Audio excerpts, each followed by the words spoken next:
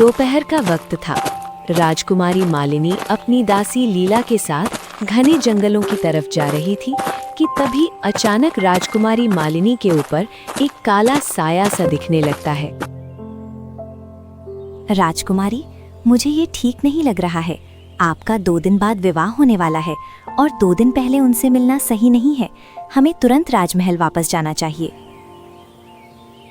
तुम कैसी बातें कर रही हो? मैं जानती हूँ कि मेरा विवाह पिताजी की मर्जी से ही हो रहा है और 2 दिन पहले उन्हें एक बार देख लेने से क्या हर्ज है। आखिर पता तो चले मेरा होने वाला पति कैसा है और उसका स्वभाव और बोली कैसी है। नहीं राजकुमारी, मुझे आपके साथ नहीं जाना। अगर कहीं महाराज को पता चल गया तो वो आपको तो सिर्फ डांटेंगे, पर मेरे साथ पता नहीं क्या करेंगे। इसलिए मैं तो जाती हूँ। अगर आपको मिलना है तो आप मिल लीजिए। फिर दासी लीला वहां से भागकर चली जाती है। नहीं, कुछ भी हो जाए, पर मैं अपने होने वाले पति को देखे बिना नहीं रह सकती। फिर मालिनी चलते चलते तालाब के किनारे पहुंच जाती है। वो चारों तरफ देखती है, पर वहां कोई नहीं रहता। अरे ये क्या? राजकुमार मुझसे मिलने के लिए इसी तालाब के पास आने वाले थे, पर वो अभी तक आए क्यों नहीं? कहाँ चले गए? कहीं दिख क्यों नहीं रहे हैं? मालिनी परेशान हो रही थी कि तभी दूर एक पेड़ के पास एक बहुत ही सुंदर और नौजवान युवक लकड़ी काट रहा था। उसकी खूबसूरती देखकर राजकुमारी मालिनी मोहित हो जाती है। अरे वाह, इतना खूबसूरत नौजवान मैंने अपने जीवन में कभी नहीं देखा। काश मैं उससे थोड़ी देर बातें कर पाती। नहीं, पर ये ठीक नहीं है। 2 दिनों बाद मेरा विवाह होने वाला है। इस तरह किसी लड़के पर मोहित होना सही नहीं है। मुझे यहाँ से जाना चाहिए। राजकुमारी मालिनी जाने की कोशिश करती है, लेकिन उसका पांव उठता ही नहीं और वो खुद ब खुद उस खूबसूरत युवक के पास चली जाती है। मालिनी आगे बढ़ती है कि तभी वो खूबसूरत युवक कृष्णकांत मालिनी के सामने आकर खड़ा हो जाता है। तुम कौन हो और इतने घने जंगलों में भला लकड़ियां क्यों काट रहे हो? राजकुमारी, मैं एक लकड़हारा हूँ। लकड़ी काटकर ही अपना जीवन बिताना पड़ता है, इसीलिए मैं लकड़ियां काट रहा हूँ। मैं ये क्या पूछ रही हूँ? मैं ये सब पूछना नहीं चाहती हूँ। आखिर मैं इससे बात क्यों कर रही हूँ? ये सब क्यों पूछ रही हूँ? मुझे तो कुछ समझ नहीं आ रहा। क्या हो गया राजकुमारी, आप क्या सोच रही हैं? कुछ नहीं। तुम्हारी ये सुंदरता देखकर खुद को रोक नहीं पाई और मैं तुम्हारे पास आ गई। मुझे अब जाना चाहिए। मैं यहाँ अपने होने वाले पति से मिलने आई थी, लेकिन वो तो अभी तक आए ही नहीं। तो राजकुमारी, कुछ देर और रुक जाइए, शायद आपके राजकुमार आते ही होंगे। नहीं, मुझे अब और बर्दाश्त नहीं हो रहा। मुझे यहाँ से जाना चाहिए। फिर मालिनी ना चाहते हुए भी पसीने से लथपथ भीगी हुई वहां से राजमहल की तरफ जाने लगती है। राजकुमारी की ये बेचैनी देखकर कृष्णकांत मन ही मन मुस्कुरा देता है। चलो, मैंने जो सोचा था वो तो हो गया। कृष्णकांत वहां से चला जाता है। वहीं राजकुमारी मालिनी अपने राजमहल में आती है कि तभी राजा विक्रमसेन उसे देखते हैं। क्या हुआ राजकुमारी, तुम परेशान दिख रही हो? मालिनी बिना कुछ जवाब दिए अपने कक्ष में चली जाती है। उसके दिमाग में बस वही कृष्णकांत का चेहरा घूम रहा था। ये क्या हो रहा है मुझे? उसका चेहरा मेरे दिमाग से क्यों नहीं जा रहा? उसकी सुंदरता, उसका शरीर देखकर मुझे इतनी बेचैनी क्यों हो रही है? आखिर ये बेचैनी का क्या मतलब है? मुझे कुछ समझ में नहीं आ रहा। ये मैं क्या कर रही हूँ? 2 दिन बाद तो मेरा विवाह होने वाला है और ये बेचैनी कुछ ठीक नहीं लग रही। राजकुमारी मालिनी पूरी रात परेशान रहती है और अगली सुबह होते ही उसकी बेचैनी और बढ़ जाती है। नहीं, अब लगता है बर्दाश्त नहीं होगा। मुझे उसे अपनी दिल की बात कहनी ही होगी। मुझे एक ही दिन में इतना गहरा प्रेम कैसे हो सकता है? मुझे उसके पास जाना ही होगा। हाँ, मुझे उसके पास जाना ही होगा। राजकुमारी मालिनी महल से जाने लगती है कि तभी लीला सामने आ जाती है। ये क्या राजकुमारी, आपका तो कल विवाह होने वाला है। आप कहीं नहीं जा सकती। देखो देखो, मैं थोड़ी देर में आ जाऊंगी। तुम ये बात किसी को मत बताना, माता पिता को तो बिल्कुल भी मत बताना, समझी? फिर राजकुमारी मालिनी वहां से चली जाती है। राजकुमारी को क्या हो गया है? इतनी बेचैन मैंने उन्हें आज से पहले कभी नहीं देखा। वही राजकुमारी मालिनी घने जंगल में उसी पेड़ के नीचे आ जाती है। अरे, कल तो वो मुझे यहीं मिला था, पर आज कहाँ है? शायद आसपास कहीं उसकी झोपड़ी होगी। चलो चलकर देखती हूँ। मालिनी थोड़ी ही आगे बढ़ती है कि तभी एक झोपड़ी से कृष्णकांत बाहर आता है। कृष्णकांत राजकुमारी मालिनी को देखते ही उसके पास आ जाता है। क्या हो गया राजकुमारी मालिनी? आप इतनी बेचैनी में यहाँ क्या करने आई हैं? अब मैं क्या बताऊं कि मैं तुमसे ही मिलने आई हूँ। नहीं, वो मैं अब और तुमसे छुपा नहीं सकती। मुझे तुमसे प्रेम हो गया है और मैं तुमसे विवाह करना चाहती हूँ। वैसे तो मैंने तुम्हें कल ही देखा है, लेकिन पूरी रात तुम्हें भूल नहीं पाई। पता नहीं मुझे क्या हो गया है। तुम मुझसे विवाह कर लो। ये आप कैसी बातें कर रही हैं राजकुमारी?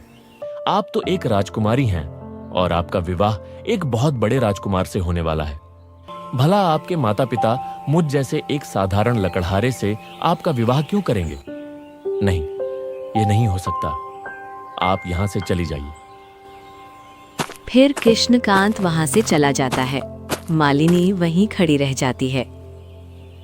हे भगवान, समझ नहीं आ रहा क्या हो गया है मुझे। मैं इतनी जलील क्यों हो रही हूँ? ये सब मैं क्यों बोल रही हूँ? मुझे अपने आप को काबू में रखना होगा। और इसने मुझे ठुकरा भी दिया तो क्या? एक राजकुमारी को ठुकरा दिया है उसने। फिर राजकुमारी मालिनी परेशान होकर अपने राजमहल वापस आ जाती है। अगले ही दिन विवाह की भव्य तैयारियां शुरू होती हैं। तभी राजा विक्रमसेन आते हैं। पुत्री, चलो, विवाह की पूरी तैयारी हो गई है। हमें मंदिर में जाकर तुम्हारा विवाह करना होगा। राजकुमार भी किसी भी वक्त आते होंगे।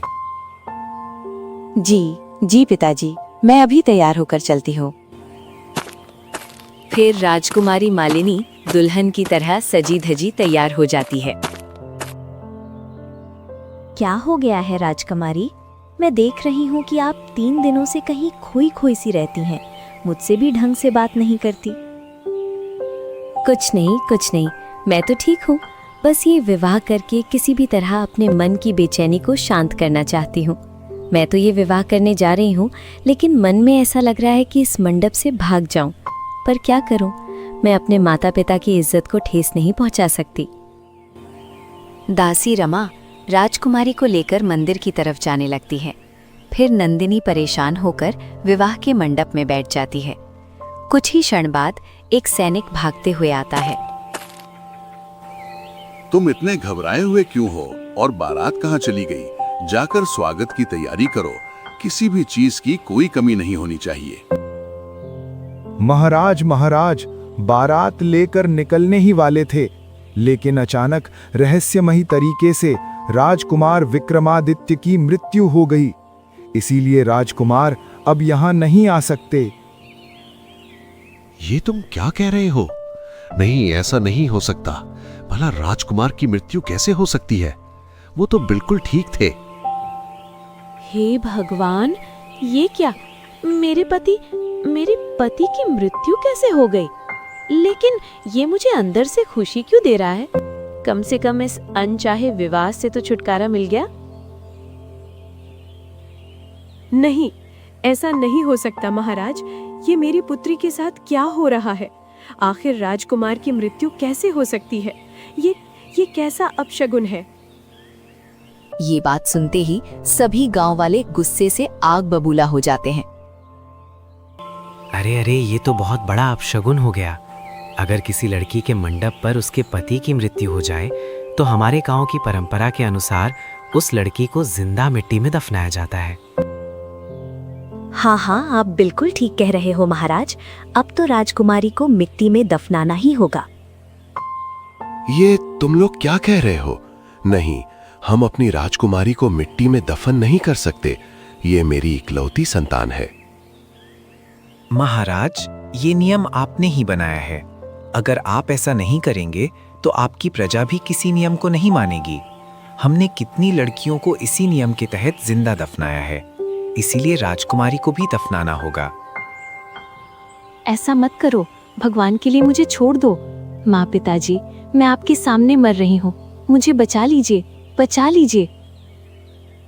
राजा विक्रमसेन सिर झुका लेते हैं। चलो, सभी गांव वाले मिलकर राजकुमारी को ले चलो। अब इसे दफनाना ही होगा, क्योंकि इस अपशगुन के बाद कोई भी इससे विवाह नहीं करेगा। अगर हमने ऐसा नहीं किया तो हमारे गांव पर अनहोनी हो सकती है। फिर सभी गांव वाले जबरदस्ती राजकुमारी मालिनी को एक पेड़ के नीचे ले जाते हैं। वहां मिट्टी खोद ली जाती है। सभी गांव वाले राजकुमारी को मिट्टी में दफनाने ही वाले होते हैं। ऐसा मत करो, भगवान के लिए मुझे छोड़ दो। माँ पिताजी, मैं आपके सामने मर रही हूँ, मुझे बचा लीजिए, बचा लीजिए। कि तभी राजकुमारी मालिनी रोने लगती है। तभी दूर से कृष्णकांत दौड़ता हुआ आता है। रुक जाइए आप लोग, ये आप क्या कर रहे हैं? किसी लड़की को जिंदा मिट्टी में दफनाना पाप है। अगर आप लोग चाहें तो मैं राजकुमारी मालिनी से विवाह करने के लिए तैयार हूं। ये सुनते ही राजा और रानी खुशी से भर जाते हैं। क्या सच में तुम मेरी बेटी से विवाह करना चाहते हो?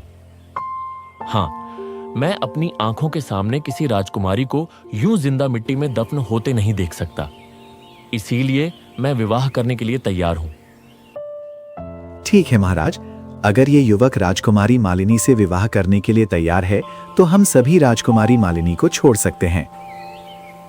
ठीक है, तो चलो हम तुम दोनों का विवाह कर देते हैं। राजकुमारी मालिनी कृष्णकांत को देखती रहती है और मन ही मन सोचती है, चलो, भगवान का लाख लाख शुक्रिया। अगर मेरे राजकुमार मर भी गए तो क्या, मुझे मेरा सच्चा प्यार तो मिल गया। इसने मुझे पहले ठुकरा दिया था, लेकिन आज मेरी जान बचा रहा है और मुझसे विवाह कर रहा है। सच में मेरे प्यार में बहुत ताकत है। राजकुमारी मालिनी खुशी खुशी विवाह कर लेती है। विवाह होते ही राजा विक्रमसेन कृष्णकांत से कहते हैं, देखो कृष्णकांत, तुमने मेरी बेटी की जान बचाई है। तुम एक गरीब लकड़हारे हो, फिर भी मैंने तुम्हारा अपनी बेटी से विवाह कराया है। अब तुम मेरे राज्य में मेरे दामाद बनकर रहोगे और मैं तुम्हें इस राज्य का राजा भी घोषित करता हूं। नहीं महाराज, मैं गरीब लकड़हारा हूं और लकड़हारा होकर ही खुश हूं। मैं इस राज्य का राजा नहीं बनना चाहता। आप बस मुझे राजकुमारी के साथ जाने दीजिए। मैं अपनी मेहनत और ईमानदारी से अपनी पत्नी का पेट भरना चाहता हूं।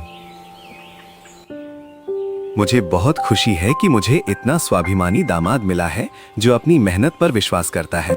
अगर तुम राजकुमारी को अपने साथ रखना चाहते हो तो मैं इसके लिए तैयार हूं। बस इतना ध्यान रखना कि अगर कभी भी हमारी आवश्यकता पड़े तो तुम राजकुमारी को लेकर महल आ सकते हो।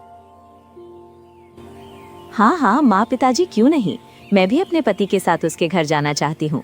आप दोनों का आशीर्वाद मिल जाए वही हमारे लिए बहुत है।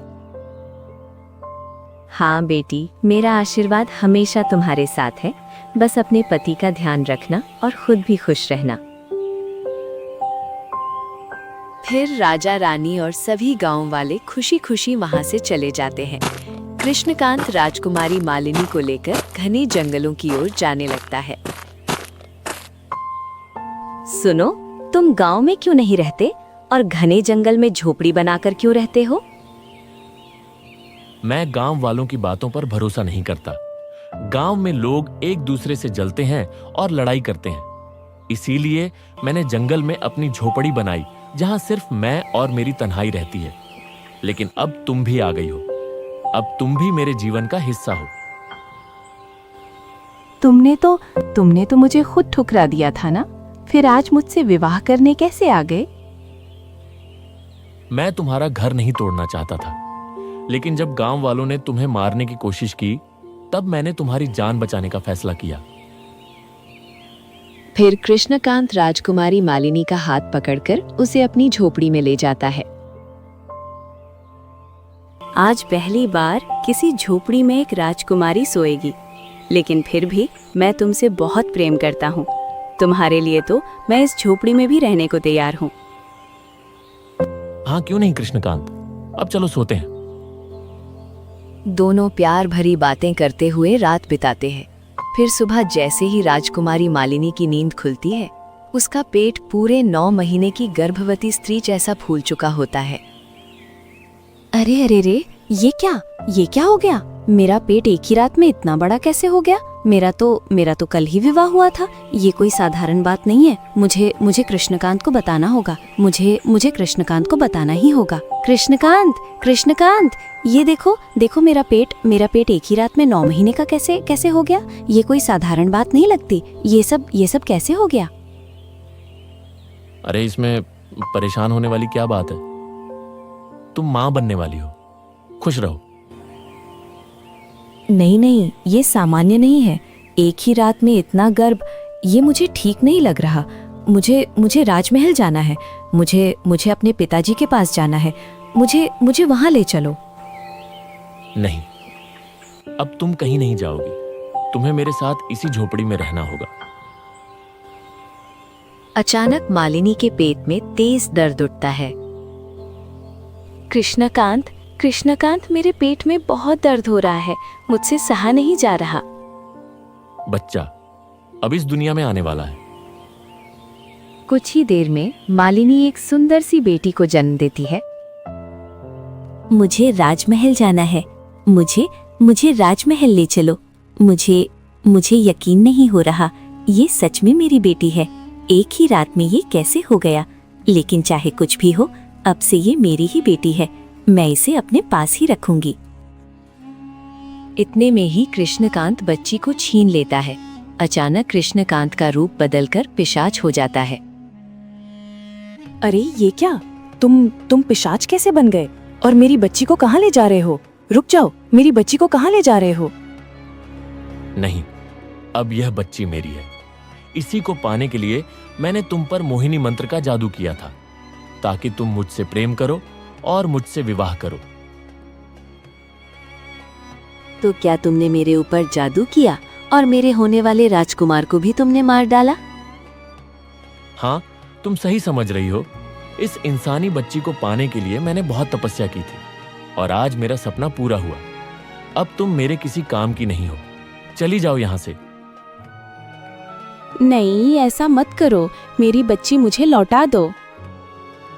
मालिनी जबरदस्ती अपनी बच्ची को छीनने लगती है। तभी कृष्णकांत जोरदार धक्का मार देता है, जिससे मालिनी गिर जाती है और उसके सिर पर गहरी चोट लगती है। मेरी बच्ची को छोड़ दो मेरी बच्ची को। नहीं, ऐसा मत करो भगवान के लिए। तुम्हें जो करना था तुमने वो कर लिया, पर मुझे मेरी बच्ची चाहिए, वरना मैं जाकर अपने पिताजी और पूरे गांव को तुम्हारा सच बता दूंगी। अच्छा, तो तुम अभी इतनी आसानी से मरने वाली नहीं हो। रुक जा, अभी बताता हूँ। कृष्णकांत पूरी ताकत से मालिनी पर प्रहार करता है, फिर उसे घसीटती हुई तालाब के किनारे ले जाकर फेंक देता है। अब तुम 2 दिनों तक यहाँ तड़प तड़प कर मर जाओगी और फिर मेरा राज किसी को नहीं बता पाओगी। पानी, कोई है? पानी दे दो, पानी। मुझे बहुत प्यास लगी है। कोई है? फिर कृष्णकांत हंसता हुआ मासूम सी बच्ची को लेकर वहां से चला जाता है। मालिनी तालाब के किनारे बेहोशी की हालत में पड़ी रहती है, लेकिन वहां कोई नहीं होता। कोई भी उसे पानी तक नहीं देता। धीरे धीरे दिन का सूरज ढलने लगता है। तभी वहां से एक साधु गुरुदेव गुजरते हैं और मालिनी को देख लेते हैं। अरे, ये तो कोई मासूम सी बच्ची है जो पानी पीने के लिए तड़प रही है और खून से लथपथ है। मुझे इसकी मदद करनी चाहिए। फिर साधु गुरुदेव मालिनी को थोड़ा सा पानी पिलाते हैं। पानी पीते ही मालिनी को होश आने लगता है। तुम कौन हो पुत्री? तुम्हें क्या हो गया? तुम ठीक तो हो? साधु महाराज, मुझे राजमहल जाना है। मुझे अपने माता पिता के पास जाना है। ठीक है, क्यों नहीं, चलो मैं तुम्हें लेकर चलता हूँ। फिर साधु गुरुदेव मालिनी को राजमहल की ओर ले जाते हैं। जैसे ही राजा विक्रमसेन और रानी सुलोचना मालिनी को खून से लथपथ देखते हैं। मेरी पुत्री, तुम्हें क्या हो गया? तुम इतनी घायल कैसे हो गई? मालिनी अपनी कमजोर हालत में फूट फूट कर रो पड़ती है और वो सारी बात बता देती है। ये सुनते ही रानी सुलोचना की आंखों में आंसू आ जाते हैं। हे भगवान, ये क्या हो गया? मेरी पुत्री के साथ विवाह के सिर्फ 2 दिन हुए थे और एक बच्ची भी पैदा हो गई। ये भला कैसे हो सकता है? और वो लड़का कोई और नहीं बल्कि पिशाच निकला।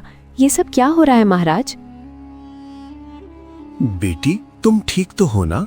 अरे जल्दी से राजवैद्य को बुलवाओ, मेरी बेटी का इलाज करो, उसे कुछ नहीं होना चाहिए। वो पिशाच कोई साधारण पिशाच नहीं है राजा विक्रमसेन। मैंने उसे पहले भी देखा है। वो बहुत ही खतरनाक है। वो किसी को इतनी आसानी से नहीं छोड़ता। वो तो शुक्र है कि तुम्हारी बेटी को उसने जिंदा छोड़ दिया। माँ, पिताजी, मुझे किसी भी कीमत पर मेरी पुत्री चाहिए। मुझे मेरी पुत्री चाहिए। बेटी, ये तुम कैसी बातें कर रही हो? उसे भूल जाओ, वो पिशाच का बच्चा था। भले ही उसे वो ले गया, लेकिन तुम्हें जिंदा छोड़ दिया। यही मेरे लिए बहुत है। तुम्हारे पिताजी बिल्कुल ठीक कह रहे हैं बेटी, ऐसा मत करो। नहीं पिताजी, मुझे कोई फर्क नहीं पड़ता कि वो 1 दिन की हो या 1 साल की हो, लेकिन मैं उसकी माँ हूँ। मैंने उसे पैदा होते हुए अपनी आंखों से देखा है। मैं उसे इस तरह मरते हुए नहीं देख सकती। मुझे मेरी बच्ची चाहिए पिताजी। इसके लिए आपको जो करना पड़े आप कीजिए। किसी भी तरह मुझे मेरी बच्ची वापस ला दीजिए। बेटी, तुम ये कैसी बातें कर रही हो? मैं ये कैसे कर सकता हूँ? ये संभव नहीं है। वो एक पिशाच है। अगर हम उसके पास गए तो शायद वापस भी न लौट पाए। तुम उसे भूल जाओ। नहीं पिताजी, अगर मुझे मेरी बच्ची नहीं मिली तो मैं अपने प्राण त्याग दूंगी। राजा, एक उपाय है जिससे तुम अपनी नातिन को वापस पा सकते हो, लेकिन वो बहुत ही खतरनाक है। इसमें तुम लोगों की जान भी जा सकती है। क्या उपाय है साधु महाराज? जल्दी बताइए। हम अपनी बेटी की खुशी के लिए कुछ भी करने को तैयार हैं। हाँ साधु महाराज, जल्दी बताइए। मुझे अपनी बच्ची के पास जाना है। पिशाच को ये नहीं पता कि बच्ची को साल में 1 बार अपनी माँ का दूध पीना आवश्यक होता है।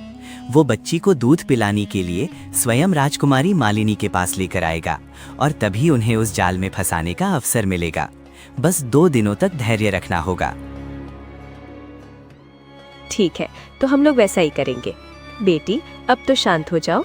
जो साधु महाराज ने उपाय बताया है हम वैसा जरूर करेंगे।